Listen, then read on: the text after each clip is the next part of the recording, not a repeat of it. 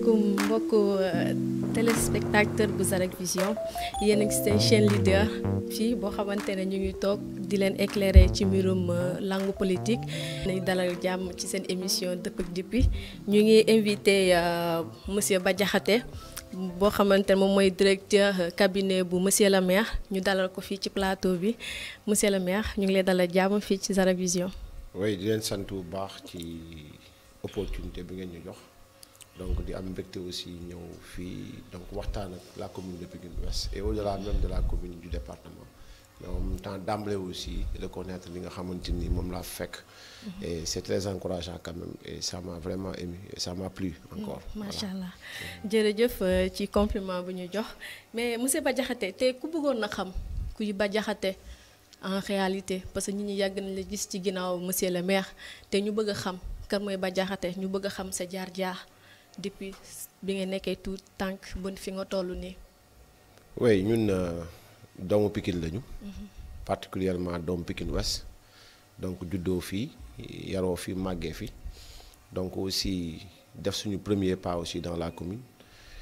yàlla dogal aussi suñu ndaw ñu partagé ko diggante école beeg daara ji.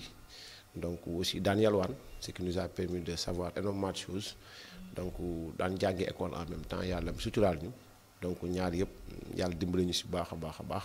donc au-delà de école bi aussi ñu jàng alxuraan ba yàlla dimbali ñu mokkal ko donc dem ci yeneen xeetu xam-xam sax allier les deux aussi donc njàng école aussi fii Xurunaar CM Tidiane di Seydina Limamou Laye comme tout bon Pikinois donc jógee fa aussi dem armée donc où j'ai servi pendant 9 ans donc bokkoon ci bataillon d'infanterie donc li ñuy woowee fantassin donc aussi mu mayoon ma def ay découvertes yu bëree bari parce que à 3 mois de formation nous avons été en Guinée-Bissau donc en 98 donc jógee foofu aussi ñëwaat Sénégal on a servi en Casamance on a servi nu mu tudd sax en RDC donc taxawal li nga xamante moom mooy réew mi di Sénégal. donc taxawal réew mi aussi bi nga xamante moom mooy Sénégal donc jógee fa aussi bi ñu bàyyee génn armée donc pendant 9 ans ñu ñëw dem ci enseignement bi aussi donc servir ce pays aussi à travers la CREI donc def fa suñuy jéego aussi dellu siwaat fii donc jéem a allier les deux même bu nekkee ni aussi à un moment donné donc classe yi xaw nañ fa gëj donc dem ci li nga xamante ni moom mooy suñu vie active nekk ci commune bi aussi nekk ci ginnaaw le maire Pape Gorgui Ndong. d'accord donc Bah Diakhaté ndax mën nañu xam lu tax à un moment donné nga bàyyi classe yi dugg ci politique la moo la poussé. xam nga souvent servir waroo lor. te benn moment dafay am temps plein boo xamante ni da nga koy consacrer sa vie politique. donc mieux vaut aussi surseoir dara dem ci leneen. donc mais aussi enseigner aussi c'est servir son pays aussi. oui man très tôt dama bëggoon servir mon pays ci domaine yëpp je l'ai fait à travers l'armée où j'ai servi au prix de notre vie donc je l'ai fait aussi intellectuellement donc ci xam-xam ñu transmettre ko li nga xamante ni moom mooy doomi réew mi mais doomu gox bi encore. parce que nous faisons partie ñi nga xamante ni tey jii nii doon nañ def ay cours du soir doon donc aussi encadrer ndaw yi ci lu bari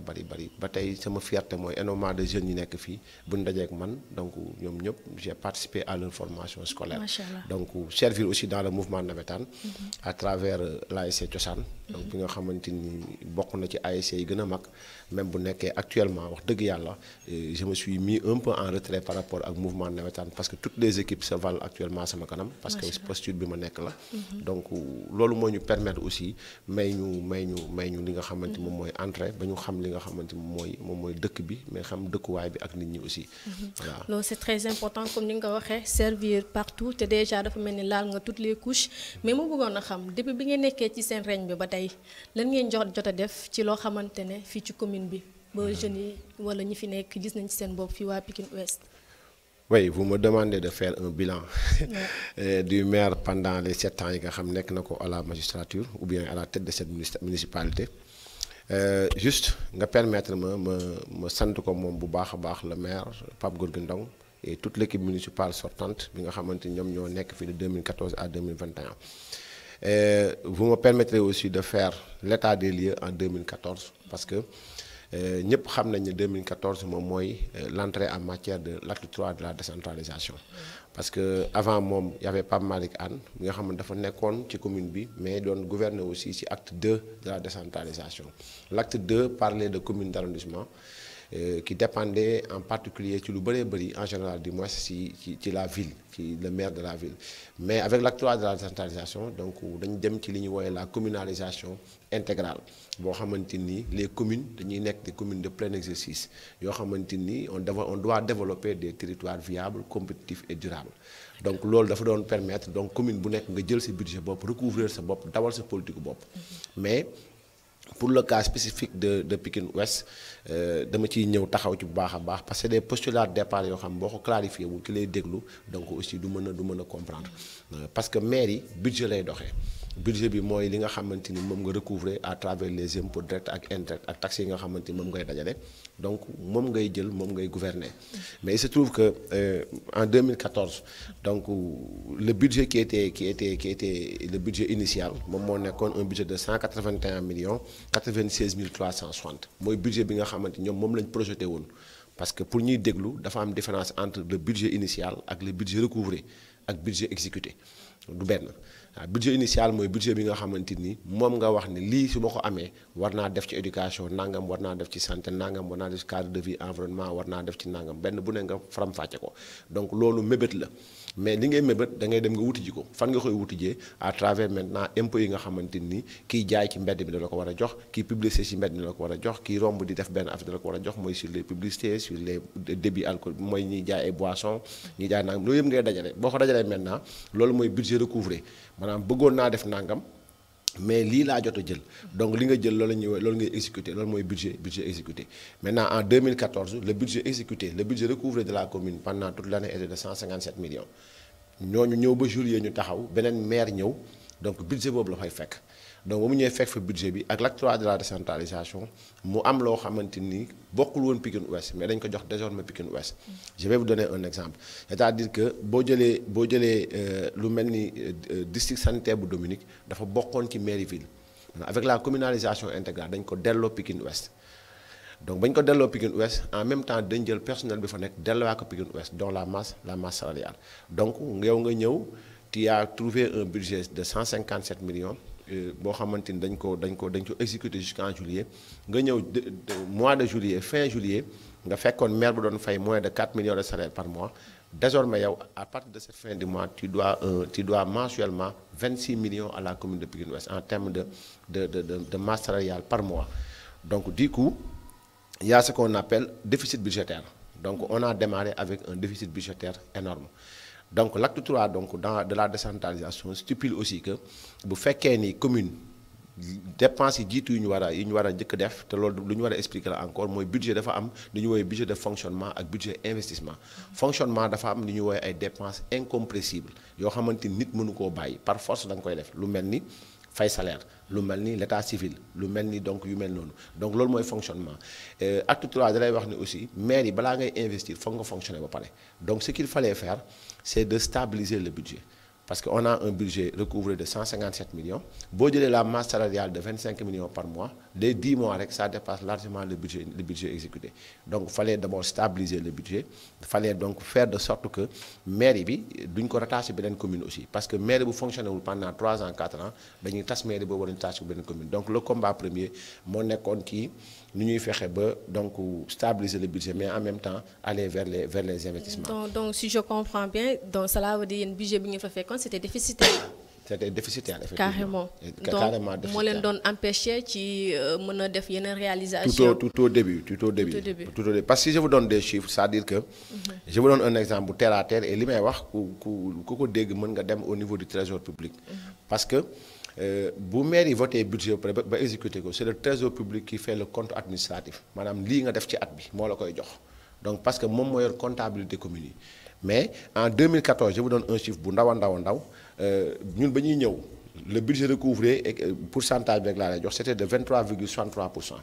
Mais diggante 2014 ak 2015 on a réussi donc maintenant ñu def 84,79% de recouvrement te loolu li ñu ko may mooy dès l'arrivée de monsieur le maire Pape Gorgui Ndong on a mis une rigueur ci li nga xamante mooy recouvrement yi on a fait un diagnostic participatif local ba xam toutes les unités d'activité économique yi nekk dans la commune kenn ku ne ku am taabal di jaay wala kenn ku ne ku am boutique di jaay wala kenn ku teg panneau publicitaire wala kenn ku def kuy def activité war a fay impôt mairie bi on a fait de sorte que dañ leen a recenser ñoom ñëpp mettre une rigueur aussi ci li nga xamante moom mooy évasion fiscale parce que da ci bëri loo xamante ni un agent municipal doon dem ci terrain jël xaalisu un administré def ko ci poosam dem ci keesu mairie bi parce qu'il faut dire mooy xaalis bu demul trésor du xaalisu mairie parce que mairie bu recouvrer trésor lay verser donc muy juuti muy ñi ne ci mbedd mi muy kii fay autorisation de construire muy kii fay taxe publicité boo séqoo ak agent joxe xaalis mu jox la déedéet li nga séq mooy mu jox la këyit nga dem trésor public fay donc notre premier combat moo nekkoon ci nu mu tudd sax indi un peu de rigueur agent bu ci nekkoon aussi def loolu bu ñu la jàppee dàq nañ la. donc cela veut dire Malick Anne moom bu fi nekkoon amuloon rigueur. non c'est pas que amuloon rigueur parce que ñaari maires yi aussi non parce que loolu nga sous-entend ne bi ngay ñëwee loolu yëpp da ngeen ko bëgg a régler def benn rigueur. donc cela veut dire ki fi nekkoon amuloon efficacité. non c'est-à-dire que c'est pas amuloon efficacité ce qu'il faut comprendre mooy. ñaari régime yi mekk du benn. Pape Malick Anne était une commune d'arrondissement. mais ma yaakaar ne régime bu fi nekk ak ku ko war a succès dafa war a nekk continuité. non du continuité xam nga li ma lay expliquer mooy ci wàllu budget. c'est-à-dire que les communes d'arrondissement dañ dépendroon ci mairie de la ville. bëri na lu Pape Malick Anne daawul def je vous donne un exemple. naa la Pape Malick Anne 4 millions la amoon salaire par mois. daaw ko fay moins de 4 millions sax parce que ay personnes subalternes doon fay lu mel ni ay ñi nettoyer école ñu mel ni ay ñi nettoyer ay dispensaires yu demee noonu ñooñu ñooy personnel subalterne boo xoolee agents municipaux yi sax la plupart mairie ville moo leen daan fay maintenant ba mu jugee fii Pam Ndong ñëw avec la communalisation intégrale maanaam commune bu ne dañ la delloo say nit ce qu'on appelle la dévolution du patrimoine donc maintenant arrêté lay nekk préfet mooy jël arrêté ne lii ak lii ak lii ak lii moom la mairie commune bi moom lii ak lii ak lii ville moo ko moom l'exemple bi ma la mën a jox foofu aussi mooy boo ñëwee ci wàllu lampe électrification commune bi boo ñëwee tali yi ñun moomuñu ko parce que joxuñu ñu ko lampe bu ne ci tali du ñun ñoo ko war a taal aussi mairie ville moo ko moom boo ñëwee lu mel ni Bati Plus moom fay ñu ñun mairie ville lay fay boo ñëwee lu mel ni station essence yi ñun fayeeku wuñu station en tant que tel li ñuy fayeeku moom mooy de communication vis-à-vis de votre commune parce que foo mënti dem écho yi ngay dégg mooy maire bi defarul lampe yi maire bi defarul lii est-ce que yéen ci seen campagne du loo xamante ne war ngeen ko mën a leeral askan wi pour ñu mën a xam ne kat loolu du rôlu maire bi. waaw loolu su ba ñëwee ci kanam dinaa la wax ñun li ñu dénk li ñu ci def ci wàllu électrification mais li ma nekk ci postulat pour ñuy déglu mën comprendre moom mooy ñu comprendre que ni dafa am ci biir wàllu doxalinu gox-goxaat loo xamante ni dañ ne maire yow lii lañ la dénk. lii dénkuñu la ko ci biir li ñu la dénk jumtukaay yi ñu lay jox loolu mooy budget maanaam mooy éducation lii lañ la ci dénk santé lii lañ la ci dénk domaine lii lañ la ci dénk cadre de vie lii lañ la ci dénk donc domaine de compétence bu nekk ñu ne lii lañ la ci dénk lii nga am droit def ci teg préfet muy contrôler la légalité des actes yi maire bi jël ma jox la beneen exemple un maire bu ndox doon ball fii ba suba mënul gas assainissement pour la simple raison que dénkuñu ko maanaam mënul jël alalu askan bi jënd ci ay tuyaux damay def assainissement bu ko defee ci budget bu demee préfet da koy baare parce que c'est pas une ligne budgétaire prévue par le code des collectivités territoriales parce que code des collectivités territoriales moo lay wax ni recette fii nga koy jëlee dépense fii nga koy def donc lu ne rek dafay répondre à une exigence du code des collectivités territoriales moo tax souvent nga gis ku taxaw le code ñiy wax ñu bëri ci maire yi ils prennent pas le temps ñu dem ñu visiter donc la gestion des collectivités territoriales le code qui régit dund bi nga xamante ni moom la collectivité territoriale war a dund mais en ce qui concerne la commune de Pikine Ouest je peux vous dire en termes très clairs et très simples pour ñuy déglu mën a comprendre que budget bi ma lay wax moom la ñu fekk 157 millions en 2014 actuellement en 2021 nous sommes à un budget recouvré de plus de 650 millions de francs CFA loolu moo lay wax liggéey bi nga xamante ni la commune l'a fait donc ci fan lañ ko def peut-être dans l'émission naa la wax ni évolution budgétaire bi fan la touché ak fan. incha allah bi ñu ñëwee ci mbirum commune ba tey ci lañ ne ñu bëgg ciy xuus mbirum cimetière bi gisoon nañ fan yi passé amoon na ay marche yooyu noonu mais ci mbirum cimetière am na tamit lu bëri loo xamante ne mu ngi yoon ci biir mais laata loolu balaa ñuy xuus ci waxtaan bi ci mbirum cimetière bi ma bëggoon rek avec la complicité de régie ñu seetaan extrait bi ñu ñëwaat ci plateau. D'accord.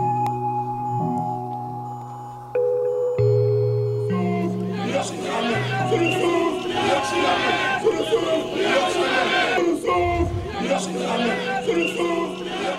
mon frère pour te dire vrai xam nga lii li ñuy si nelawal dafa bari kii ñun suñu njëkk ci Pikine lañ bokk fii ni ñu caxatee àll bi c'est des ay kii lañ doon def conseil municipalité lañ doon def génnee délibération bi ñu waxoon fii dina am sapeur pompier dina am nangam dina am nangal at the end of the day dara amul. xeex bi li mu wane tey avant ñuy wax lenn mooy ñoom décrété nañu tey que maire bi wàcc na parce que le peuple citoyen moo joxoon pouvoir le conseil municipal. mais lii collectif la du ñu ay non mais police seen citoyens yi ñoo jóg le peuple est souverain et ce qui se passe ici tey wane na ni le peuple et les citoyens de Pikine Ouest viennent de retirer le mandat qu'ils ont donné à leur municipalité jël nañ ko anticiper nañ ko parce que moment bi nous sommes dans l'illégalité. mais léegi parce que peuple bi moo joxe woon mandat am ne damay laaj sama suuf. tey jii képp kuy dund doon Pikinois ñaan yàlla soo faatoo ñu suul la fii war ngaa génn te kenn du la convaincre moo tax man j'ai pas besoin que nit ñi doon ma ñëw ànd ci marché bi daal di ñëw dox ak ñoom. à part l'extension du cimetière mënuñu fi def leneen dañ fi mënul def leneen dañ ko warul urbaniser ñi defal site Wat Gaynde bu ñu amoon ay terrain yu libre kon duñ ko fi fekk li si des nañ ko bàyyi pour armeel yi te bañ ko urbaniser il n'est pas question qu'on urbanise ça. léegi nag ñun dina am armée dina am nangam ak nangam léegi les fils dignes de Pikine tey ñooy décider lu war a am Pikine parce que tey day jékki-jékki ñu ni la fii maison de la femme day am c'est bien beau maison de la femme day am te maison des jeunes day am maison artisanale day am c'est bien beau mais qu'est-ce qu'on a ñun Pikine fii soo fi amee accident pour nga gis sapeur pompier ñëw fi ça te prendra énormément de temps des fois sax ay nit day dee man jël naa fi benn boy boo xamante ni fii sama koñ la accidenté balaa sapeur di ñëw si biir hôpital si biir sapeur bi la deewee man maa ko yóbbu hôpital bi muy gaañu. Maintenant c'est obligatoire que le président de la République jël pouvoir discrétionnaire am daal di leen di jox cet hectare ba pare lijjanti le conseil municipal ak l'administration lan lañ doon lijj wut ci biir loolu tey peuple bi amul lu ëpp doole peuple bi. man mii di wax ak yéen conseil municipal la tous les conseillers yëpp ñëpp dañoo d'accord pour ñu yokk almere yi amul. conseil bi mujj amul benn conseil bu jóg bu waxul ne nañu yokk almere donc benn revendication la boo xam ne qui est partagée par tout le monde donc léegi nag loolu moom day nekk exigence parce que nit ñi ñoo ko laaj population yi ñoo ko laaj conseil yi tamit daal di koy dëggal. Je vais vous expliquer le fond du problème. Dans ce conseil, il y a une personne qui vendait les marécages moom parce que marécages yi dañuy wax ne Wonge Ndiaye bu dëkk Thiaroye moo ko moom ñi am acte de vente yëpp boo ko seetee Thiaroye lañ ko signé cette bonne femme là qui est aujourd'hui dans le conseil municipal peut-être que moo tax ñuy bëgg a remblayer fii pour jaay ko parce que moom bi mu ko doon jaay dañuy ñëw sànni xeer si ndox bi te jaay naa la fii nga ñëw remblayer ko parce que man benn chargeur mus na ma fi bëgg a rey. Donc, quand ils disent que dañu am na benn projet ils racontent des histoires il y a de l'eau. xam nga grand nit ku nekk ak sa compétence man sama compétence xam nga fu mu yem mooy tey 1 million mu budget état remblé na li 1 million laa la wax du daraw par rapport ak état. Surtout mais attends on est en train de grignoter le technopole c'est pas normal on a construit l'arène personne n'a rien dit c'est l'État qui a foulé la réglementation au pied.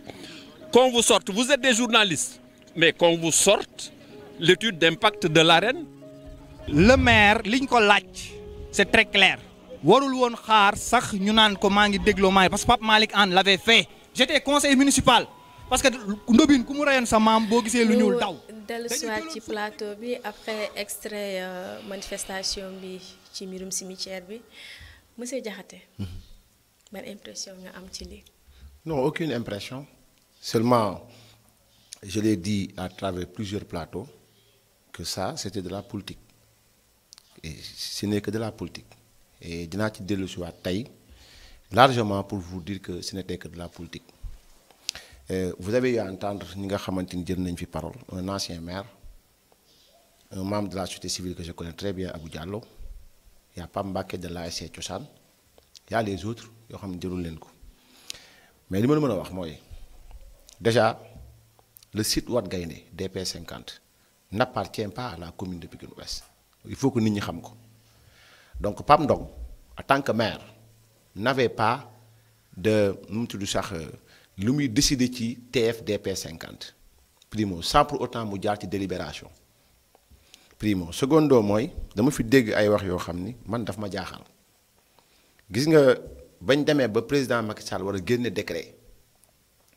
bi nga xamante ni commission bi toog na commission bi nga xam moom mooy saytu ci wàllu domaine te domaine jiite ko ministère des finances wala taxaw statuer ci ndax dañuy joxe wala duñ joxe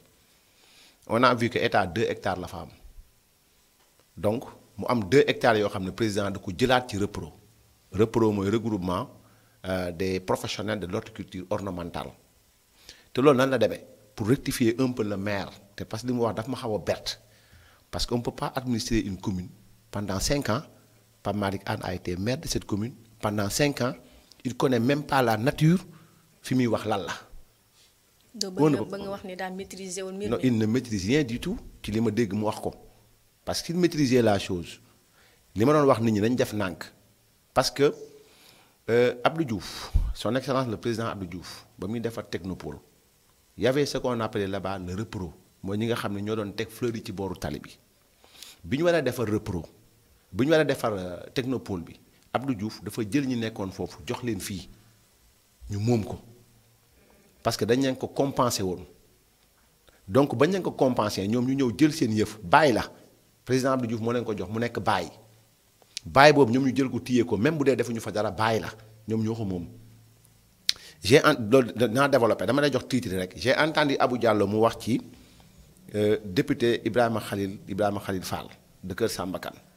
mais ci nan la ko nit mën traduire en justice déjà c'est pas nous qui lui avons donné l'espace espace boobu mi ngi ko am sous Pape Gora Thiam lañ ko jox dafa yàgg donc jëndul jaayuñu ko mayuñu ko dafa am lu ñuy woowee occupation de la voie publique un maire am na droit mu joxe ko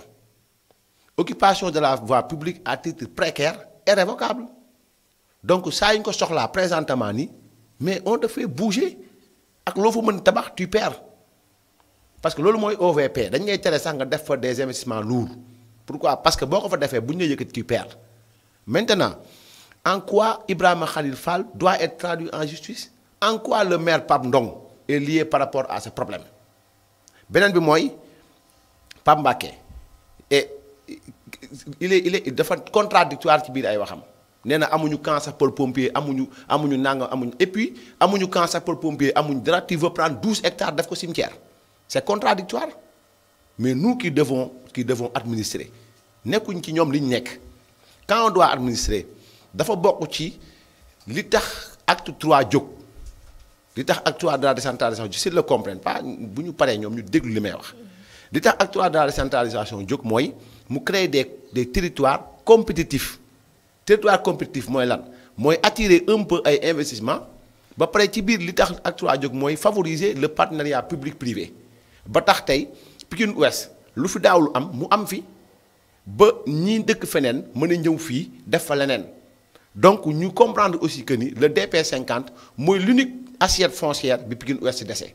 le combat du maire nekkul ci génn ci mbedd mi di marche parce que dégg naa ñu wax ko un maire du marche un maire il a des leviers yu koy permettre tey li mu bëgg def mu def ko et ils l'ont fait le conseil municipal dégg ngeen et vous me permettrez un peu de revenir sur la personne de Samba Amadou Sarr. boo dégloo waxam yàlla na ko yàlla yërëm xare ko aljanna quelqu'un qui a participé à notre formation associative quelqu'un avec qui j'entretenais d'étroites relations yàlla na ko yàlla xare àjjana bëgguma sori ci moom mënuma sori ci moom mais c'est-à-dire que il a dit que ni tous les conseillers municipaux sont d'accord que ni lii dafa war a am mais qu'est-ce qui s'est passé ba ñoom ñu indi y a quelqu'un qu'on appelle Daouda Gueye qui est membre du FRAPP militant de PASTEF ak si ak ay activistes yoo xamante ni membre de FRAPP militant de PASTEF yoo xam dañ ñëw fekk un collectif boo xamante ni bien avant parce qu'il faut souligner population bi xam ko mooy avant ñoom ñuy wax parce que seen collectif amul 2 ans bien avant ñoom ñuy wax Pape Malick Anne il a duré ici fi la fekk doléance bi des imams avaient demandé à ce qu'on élargisse les cimetières nu mu tudd sax des collectifs tels que Pikine Jóg Jëf taxawoon nañ pour laaj pour ñu yokk armères yi. mais boo gisee tamit ñoom ñu jóg ci cela veut dire que paa yi wax nañ ci ba sonn amu ci résultat. c'est pas wax nañ ci ba sonn looloo tax nag jeunes yi tamit. non c'est pas wax nañ ci ba sonn c'est-à-dire que liñ ci wax une collectivité territoriale benn voie la am c'est la voie de délibération maintenant technicien wu état bi ñoom ñooy xool parce que suuf si du ñun ñoo ko moom encore une fois ça appartient à l'état du Sénégal TF le titre foncier DP domaine privé 50 donc état moo ko moom xam nga maire lu mu ci mën a joxe OVP au vu de l'acte 3 de la décentralisation un maire mënu ko jaay donc taxaw di wax ne maire da koo jaay et puis c'est grave mais bon je comprends loolu laa doon développé pour moo wax ne ce n'était que de la politique tey à travers ces gens-là ñi nga xam ñoo remué ils avaient besoin d'une tribune pour permettre à quelqu'un d'être candidat actuellement Daouda Gueye est candidat à Pikine Est pare na ci armère yi parce que levier la bëggoon pour asseoir benn aura publique pour nit ñi ne voilà mi ngi xeexal Pikine nangam sangam mais ñun nous étions sereins xam nga tax nous étions sereins parce que koo xam ni amoo dara looy tiit dans ce site-là je les ai défiés pendant 2 ans et je continue à les défier ku gis benn këyit bu waree ne Pape Gorgui Ndong jaay na fi suuf na ko génne wala mu jaaylu nit na ko génne maintenant quant à Pape Malick Anne il dit que en tant que maire il a dit que ni benn conseiller municipal moo ci nekk xaw ma nee na benn maire dafa nekk nangam sang gis nga nit booy wax en tant que leader bul wax di junj man quand je parle je cite des noms bu fekkee li may wax leer na ma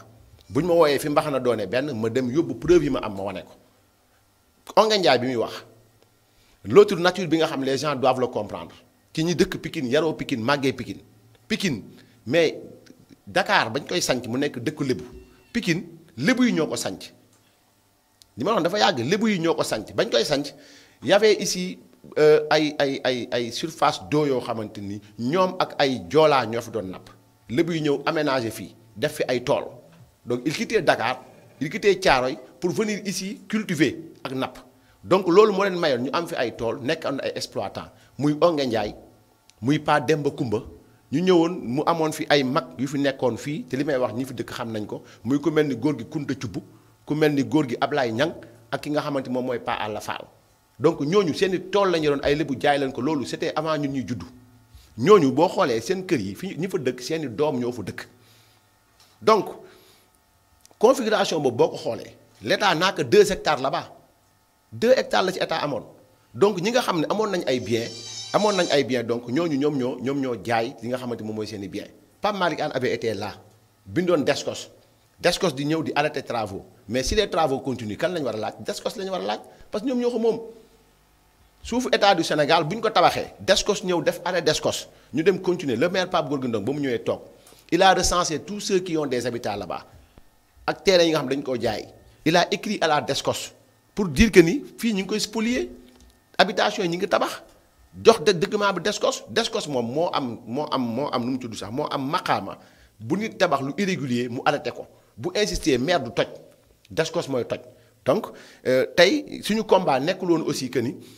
dañuy toj ay këru jàmbur def armère parce que tout le combat bi mairie bi amoon ak collectif bi sama suuf ma yokk sama armère moo nekk ni la mairie n'a jamais dit que nu du yokk on l'a jamais dit mais duñ jël suuf si yëpp def ko armère. c'est clair donc maire bi waxul ni du yokk. non le maire l'a jamais dit mais le maire ce qu'il a dit c'est clair et loolu mooy am. que ni le foncier de Pikine Ouest mais lu tax d'après seen doxalin ni ngeen di defee c'est comme si que dañ ko bëgg a approprier aussi. non pas approprier wu xam nga quand on gouverne. Je vous donne un exemple terre à terre ñun notre préfecture est à Guédiawaye notre sous-préfecture dafa loué Pape Mbacké l'a dit on n'a pas de camp de sapeurs-pompiers notre police centrale est à Guédiawaye notre domaine est à Guédiawaye on peut penser aux morts c'est vrai mais en tant que gouvernant on pense aux morts certes mais on doit penser aux vivants on doit réfléchir pour les vivants il parle de maison de la femme il faut pas prendre maison de la femme ni on a énormément de groupements associatifs des PME PMI qui font dans la transformation céréalière on a un réseau ici MTR maraîchers transformateurs restauratrices qui lorsqu'ils veulent faire des activités économiques dañuy dem ba Pikine Est dem ñu abal leen maison de la femme Pikine Est quand on gouverne on doit penser à ces femmes là yi yor kër yi. kon dafa mel ni kon ba tey yaa ngi wax appropriation ci loolu. mais non ci espace non permettez-moi ma dindi terme appropriation parce que dans les domaines de compétence yi ñu jox maire yi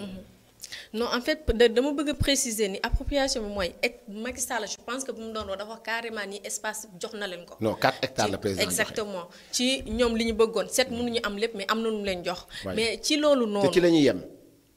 mais pourquoi ci la ñuy yem te xamul ñoom tax li ci ñu la ñuy bëgg yem moo ëpp loolu. nous on a fait plus on a fait quelque chose beneen communalisation intégrale def leneen. c'est pas nous seulement qui avons oui c'est pas nous aussi nous seulement qui avons des assiettes foncières. Cette terre de Pikine Ouest on va pas fermer les yeux ñun génération bi fi nekk ñu jël lépp def ko ay cimetière nous ne le ferons jamais mais je vous donne un exemple aussi c'est notre dernier demeure aussi donc lu am importance loo xamante nit ñi war nañ ci bàyyi xel. mais quand on doit aller vers sa dernière demeure mais on doit bien vivre sa première demeure yàlla dafa ñu wàcc ci kaw suuf ne ñu wabtaghi fii ma aataaka allahu daaral axira te lim la jox fii ci ngay wut këru alaxira lim ñu jox présentement ci kaw suuf domanial da cee bokk donc ñun on est dans la logique de rendre au domanial de Pikine Ouest ce qu'il doit y avoir mooy que on a besoin c'est pas ñun sax ñoo ko war a def mais réserver à Pikine Ouest un espace boo xam ne ëllëg ak si biir même bu PAM dong jógee un xalifa vient bu amee lu mu war a def fan la koy def dans cette commune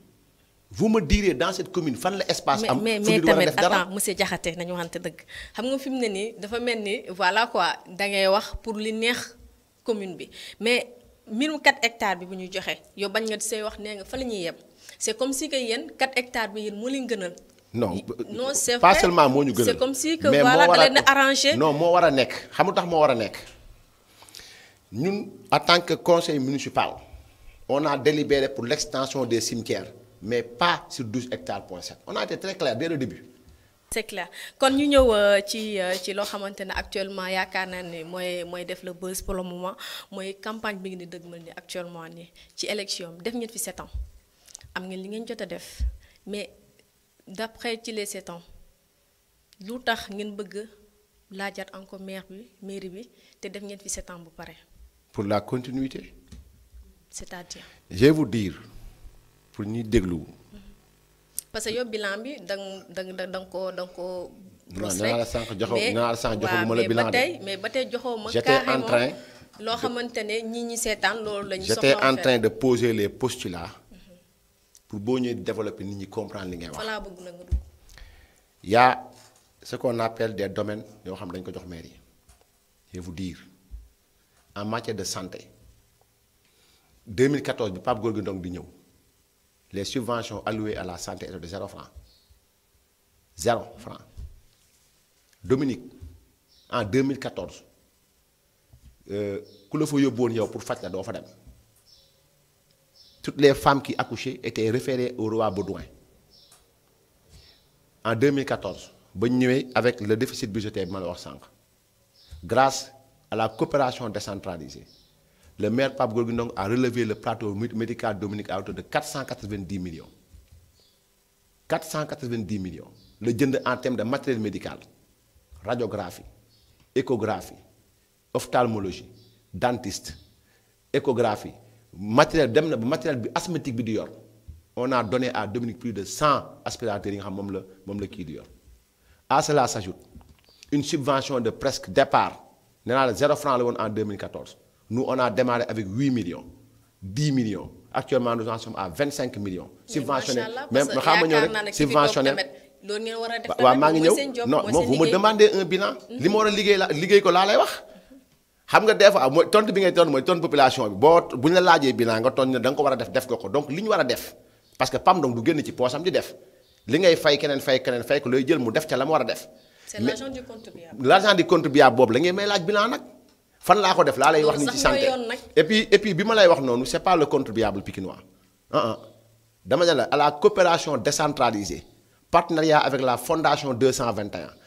matériel médical à hauteur de 490 millions le PAM donc dugal Dominique tey boo demee Dominique boo amee problème mu radiographie tu restes à Dominique dentiste tu restes à Dominique ophtalmo tu restes à Dominique laboratoire bi ñu équipé ko toutes les analyses se font à Dominique. tey Dominique Pape Gorgui Ndong a doté à Dominique 2 ambulances médicalisées 2 ba pare doté leen en carburant 4 millions leen jox carburant 4 millions pour faciliter les évacuations sanitaires Les médicaments, pharmacie Dominique, c'est PAMDONG qui subventionne ça annuellement à hauteur de 25 millions de francs pour moi ak poste de santé. Ah, en 2014, amul won. Kon léegi fan ngeen bëgg a mais ma ñëw pareeguma ci santé. En matière de santé, c'est la première fois qu'à Pikine Ouest, de Ndaye Amy Sow à Pape Gorgui Ndong, passant Pape Goré Thiam et Pape Malick Anne, c'est la première fois qu'un maire construise dans cette commune une maternité neuve à Municipal 2. Malgré toutes les opportunités du régime libéral à montagne ñu candidat. Ils ont vendu donc commune dafa am yaakaar ci yéen ba tax na nga war a def li yëpp kon lii moom seen liggéey la. Vous me demandez un bilan. Exactement mais li ngeen bëgg ngeen nit ñi applaudir maanaam tàccu leneen gongo mais li ngeen di def yëpp seen liggéey la yéen a ko war a def tamit. waaw mais xaaral ma expliquer la. bilan nga ma laaj. waaw bilan mooy lan mooy loo fi def. loo fi jot a réaliser. loolu laa lay wax. waaw dama ne en 2014 santé 0 franc. Dominique lamentable pitoyable. waaw mais léegi ci mbirum santé la ci mbirum éducation nag parce que boobu ba yaa ngi wax ci santé yéen comme si que yéen seen réalisation ci santé la déedéet bu ma ñëwee si éducation loolu nga may waxaat dama ne en matière de santé là pareeguma c'est la première fois dans cette commune qu'un maire construise une maternité boo xam da koy équiper tous les lits na nga maire ba tege bu leen neexee demain venez avec vos caméras je vous les montre. Maintenant loolu santé comme nee nga naa gaaw bokkul ak prise en charge couverture maladie universelle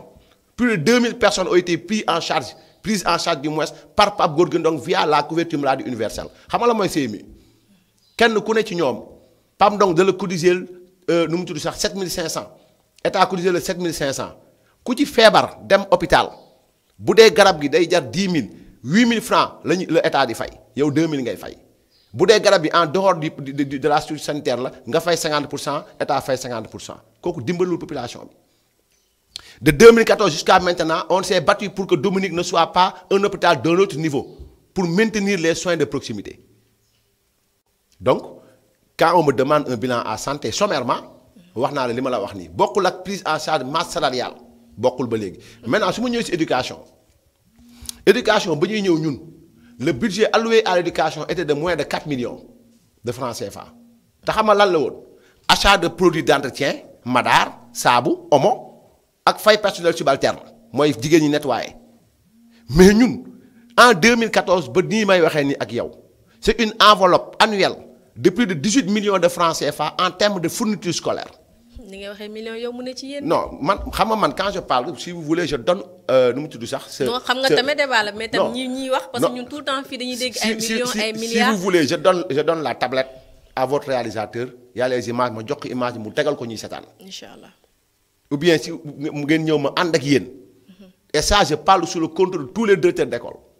tous les directeurs d'école non seulement en matière de fourniture mais dans toutes les écoles. On leur a doté parce que par rapport au curriculum l'éducation de base toutes les évaluations se font à partir de la reproduction d'images. Ba ñu comprendre loolu on a doté à toutes les écoles de machines de reprographie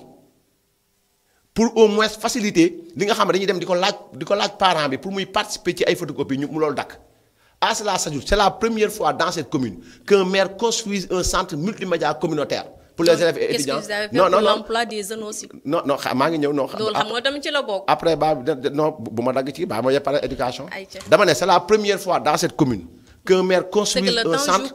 waaw non mais bilan bi il faut ma leeral ko mu del ci wax nii parce que loo fi def pendant 7 ans. bilan bi après dañu koy jox par détail bu ko defee mën nañu dugg suñu site. ñu bëgg a dugg xool je vous donnerai le bilan en image et tout. Mais ma lay wax c'est la première fois dans cette commune qu'un maire construise un centre multimédia communautaire. Doté d'une bibliothèque physique et bibliothèque numérique. Tu sais pourquoi faire? Pour booster la dynamique de recherche. Ce qui nous a valu aujourd'hui, li nga xam def nañ ko de 2012 à 2021 Pape Ndong mooy le parrain du jeu gëstu li nga xam moo fa am yëpp moo leen ko jox. Ce qui nous a valu 2 étudiants yoo xamante ni la mairie mu leen yóbbu bitim réew ñuy jàngi kenn ki mi ngi Metz kenn ki mi ngi université Sorbonne kenn ki Seydou Tall la génne kenn ki praticien. Vous croyez que donc tey. Depuis 1996 lan la fi commune bi produire jusqu'en 2014 en termes d'identité remarquable ci wàllu njàng loo xamante ni tey am na moyenne 19 en éducation. C'est parce que nous avons mis l'éducation et la santé en super priorité. Maintenant ma ñëw ci cadre de vie jusqu'en 2014 Pikine Ouest 0 jardin public 0 musul am jardin xurunaar lavoir oto la woon ak mbalit CM Tidiane oto mbalit fa lañ doon gaare daaru lavoir la woon ak li nga xam ne mooy mbalit agresseurs yi nekk fa tey aujourd'hui avec Pape Gorgui Ndong nous sommes à 4 jardins publics électrifiés wifi gratuit pour servir d'espace d'épanouissement à la jeunesse de cette commune-là. Cadre de vie. Qui a fait mieux que lui? J'en viens maintenant au sport, jeunesse sport loisir. Toutes les ASC qui sont là, Covid ou pas Covid, navétane ou pas navétane, Pam Ndong ba mu fi nekkee de 2012 jusqu'en 2019 bi navétane di gëj a am ak Covid-19 Pam Ndong moo mës a nekk parrain de cette zone numéro 1. bul fàtte côté culte bi tamit. non maa ngi ñëw non je viens tout de suite man kay dinaa la leeral ba mu leer on me demande de bilan je prends domaine par domaine. De 2014 laa wax jusqu'à de 1996 à 2014 ab maire mu su fi nekk parrain Pam Ndong avant qu'il soit maire il a été parrain de la zone numéro 1 de l'ODCAV de Pikine gis nga finalu nawetaan fii Pam Ndong kawas ba ci mayo trophée li ñuy fay arbitre yi commission féminine li ñuy sol ñoom zone li ñuy sol trophée meilleur joueur cadet meilleur joueur vétéran meilleur joueur senior blouson cadet blouson vétéran blouson senior la fa nekk yëpp Pam Ndong moo ko joxe tout waxuma pas en tant que maire parce que 2012 laa la wax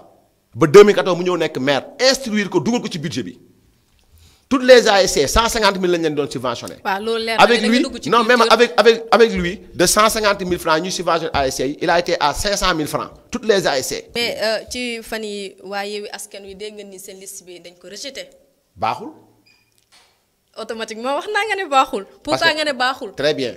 te am na ay écho nee nañu sax maire Timbo loxo mu ngi ci. xam nga nous avons devant nous une opposition malhonnête. pourquoi nulle xaaral ma pare nous avons devant nous une opposition malhonnête, nulle et calomnieuse. Je vais m'expliquer. Gis nga jour bi ñuy arrêté liste dépôt yi et ça je parle sous le contrôle de tous les parties prenantes toutes les parties prenantes du moins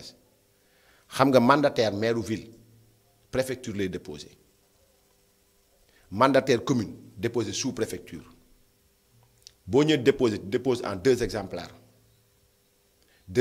benn bi sous préfecture wala préfecture moo ko moom benn bi SEDA moo ko moom. Qu'est-ce qui s'est passé le jour J bi ñu war a arrêté minuit dépôt yi à minuit moins 3 le mandataire Cheikh Sadbou de Pastef mi ngi sous préfecture nee na xamul woon ni préfecture la war a déposer à minuit moins 3 minutes mu war a dem Guédiawaye ce qui veut dire qu'il a été à Guédiawaye au-delà de 0 heure malgré cela préfet bàyyi na ko mu dugg. Qu'est-ce qui s'est passé maintenant ba matale wuñu xam ñëpp xam nañ ni vous êtes des journalistes avant Cheikh Diop Sophie lañ njëkkoon def candidate Pastef Cheikh Diop gedd ba mu geddee ils ont fait ay affaire u faussaire ak affaire u njuuj njaaj ba indiwaat Cheikh Diop rocci Sophie ba ñu roccee Sophie en ce moment là Sophie rocci waala ay nitam seen liste suppléant parce que ville benn liste moo fay dem proportionnel la donc 45% liste bii dem Dominique ci maire ville ci majoritaire dafay bàyyeekoo ci communes yi maanaam communes yi dañu naan tibb nañ fii 3 tibb nañ fee 2 tibb nañ ba mu mat 45 personnes mu ñëw dolleeku 55 proportionnel ya gagné ville ba mu mat 100 maintenant maa ngi ñëw mu mat 100 maintenant 55 la ñu waroon déposé ci liste proportionnelle bi ak 28 suppléants pourquoi 28 parce que pour nga am nombre pair bi tu fais 55 plus 1 ci proportionnel mu nekk 56 tu divises par 2 mu jox la 28 donc titulaire proportionnel mairie ville da nga war a am 55 suppléant proportionnel tu divises par 2 nga am 28 maintenant ñoom lañ yóbbu matul parce que su fi moo rocc ay nitam ay tur laa lay jox ba mu rocc ay nitam mu manqué 9 personnes préfet bàyyi leen ba le lendemain à midi ñi ngi nekk buntu préfecture pour mottali matle wuñu ils sont repartis ba ñibbee 2 jours après ils sont revenus voir le préfet avec une liste complète pour négocier avec le préfet Ndiaye ba ñëwee le préfet a refusé catégoriquement parce qu'il ne peut pas faire ça parce que les délais impartis à chaque partie étant largement dépassés il ne pouvait pas se permettre au vu des textes et lois qui régissent ce pays ak code électoral bi nga xam ne ñoom dañ ciy saytu taxaw nañ ci nee nañ dañ ko war a respecter mais ñoom ñoo war a njëkk respecter code bi maintenant ba loolu amee Magay Seck moo ànd ak benn un dignitaire de ce département là ñu dem seeti ji le préfet li may wax nii buntu préfet daa am caméra dafa am caméra ñoom xam nañ ban jour lañ fa ñëw ak yan jour ak heure yi ñu woote téléphone ba ñëwee 2 jours après le préfet a refusé de reprendre seen liste ba bon ñu dem seeti ji un gars bu ñuy woowee Assane Sall quelqu'un koo xamante ne nii contrôleur Sénat la woon ñu dem nger nañ ko ou pas ñu jox ko liste bu complet bi kooku si ñu defal leen décharge erreur bi ñu def mooy la seule décharge valable mooy bi nga déposé préfecture parce que Sénat mënul jël dossier de candidature mënul nekk ba loolu amee ñu ànd ak huissier bi dem def recours cour d'appel la cour d'appel a invalidé la décision du préfet le préfet est parti en pourvoi dem ak ñoom dem interjeté appel moom tamit ba mu defee appel il a remis à la cour suprême toute la documentation et les images yi nga xamante jël na ko ak lépp lu ñu jot a wax ak moom pour négocier ak moom yow candidat bu matle looy woowee préfet. da nga bëgg a wax ni daal. non ils doivent être honnêtes avec eux-mêmes Yewwi Askan Wi doit être honnête avec eux-mêmes et être honnête avec la citoyen avec la population bi ñu génn di leen tàlloo ay mbedd li ma lay wax ay tur laa la jox yaa ngi dégg baal li ma wax maintenant ba loolu amee Magueye Seck a été trahi par Pastef te dans les jours à venir wax naa leen la fois dañ naa la leen wax tur yi ko def fan lañ ko defee ak ban waxtu lañ ko def pour trahir la candidature de Magueye Seck ça je vous le dis Pastef a saboté la candidature de Magueye Seck au niveau de la ville. Inch'Allah, et vous savez pourquoi parce que la reconfiguration politique en 2024 mettait mal à l'aise le Pastef. Magueye appartient à Bës Du Ñakk ñoom seen reconfiguration 2024 peut-être Magueye ne les arrange pas maintenant loolu mooy li xew et dama lay ñaan yéen journalistes yi ngeen wax Magueye Seck parce que boo déposé préfecture am na bordereau de dépôt boo xam ne dañuy wax ni proportionnel tant de personnes nga déposé titulaire suppléant tant de personnes nga déposé heure bii nga ko déposé lan moo manqué lan ak lan moom am na bordereau boobu Magueye na wan Pikinois yi bordereau bi mu déposé. li ñu permettre sa disponibilité yombul sincèrement wax ji tamit yombul. ñu non ngi lay remercier bu baax a baax ak éclaircissement yi nga fi jot a indi. ñu ngi la ciy jaajëfal bu baax a baax. non di leen jaajëfal aussi di leen encourager et ba ma duggee aussi j'ai vu que li ngeen def def ngeen ci fulla ak fayda parce que c'est pas la première fois que j'entre dans des studios mais wax dëgg yàlla studio bi moom moo fi gis wax dëgg yàlla moom dal na xel. Et je peux vous dire aussi tamit que man personnellement en termes d'accompagnement yi demee noonu naa ci fexe maanaam xar sama tànk tubéy parce que ces initiatives là faut les encourager li nga wax dëkk bi dafa métti si tous les jeunes faisaient comme vous dëkk bi du métti il faut oser entreprendre dans la vie et ne pas s'asseoir sous l'arbre à palabre naan dëkk bi doxul loolu am na solo li nga am nii boo toogoon ci keppaak naan ataay doo ko am donc ce qui veut dire dëkk bi mi ngi dox pour qui sait entreprendre. Donc entreprenez, chers jeunes de ce pays. Donc ne vous laissez pas berner. Ne brûlez pas votre pays. Construisez ce pays et vous êtes en train de construire ce pays à travers l'audiovisuel. Keneen koo xam ne am na beneen xam-xam feneen na ko jéem a construire. Donc en tant que jeunes nous devons être les maçons, les menuisiers, ñi nga xam ñooy tabax Sénégal ba mu nekk ci raayu émergence et ne pas tout laisser entre les mains. donc dégg ngeen monsieur Diakhaté lu mu wax lu am solo la wax entreprendre donc ñu bañ a toog croiser les bras di jéem dara di ko def donc l'émission tire à sa fin kon ñu joxe dig daje prochainement ci beneen invité incha allah fii ci Zarak Vision d'ici là portez-vous bien.